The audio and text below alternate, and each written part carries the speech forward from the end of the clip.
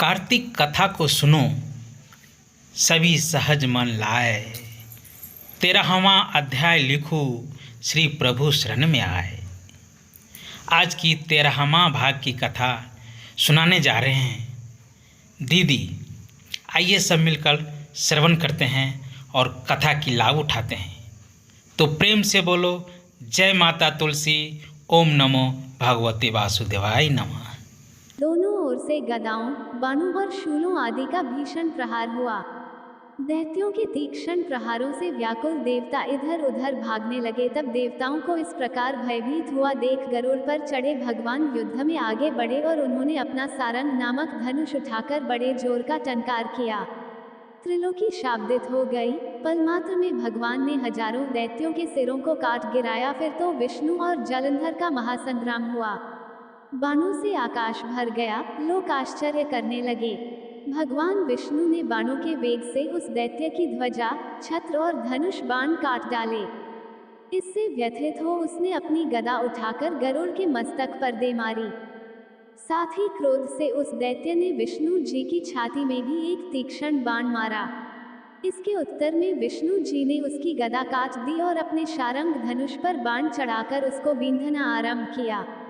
इस पर जलंधर इन पर अपने पैने बाण बरसाने लगा। उसने विष्णु जी को कई पैने बाण मारकर वैष्णव धनुष को काट दिया। धनुष कट जाने पर भगवान ने गदा ग्रहण कर ली और शीघ्र ही जलंधर को खींचकर मारी, परंतु उस अग्निवत अमोघ गदा की मार से भी वह दैत्य कुछ भी चलायमान न हुआ। उसने एक अग्निमुख त्रिशूल उठाकर विष्णु पर छोड़ दिया। विष्णु जी ने शिव के चरणों का स्मरण कर नंदन नामक त्रिशूल से उसके त्रिशूल को छेद दिया।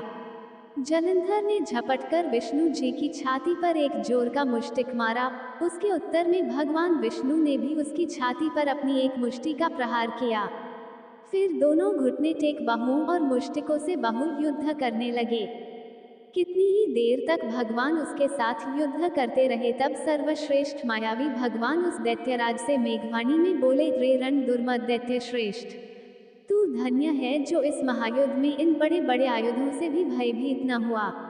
तेरे इस युद्ध से मैं प्रसन्न हूँ, तू जो चाहे वर मांग। मायावी विष्णु की यही वाणी सुनकर जलंधर ने कहा, हे भावुक, यदि आप मुझ पर प्रसन्न हैं तो यह वर दीजिए कि आप मेरी बहन तथा अपने सारे कुटुंबियों सहित मेरे घर पर निवास करें।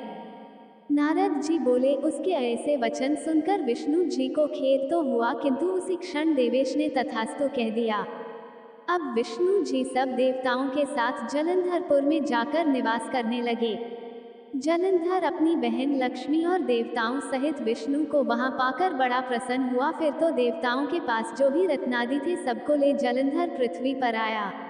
निशुंभ को पाताल में स्थापित कर दिया और देव, दानव, यक्ष, गंधर्व, सिद्ध, सर्प, राक्षस, मनुष्य आदि सबको अपना वंशवर्ती बना त्रिभुवन पर शासन करने लगा। उसने धर्मानुसार सुपुत्रों के समान प्रजा का पालन किया। उसके धर्मराज्य में सभी सुखी थे।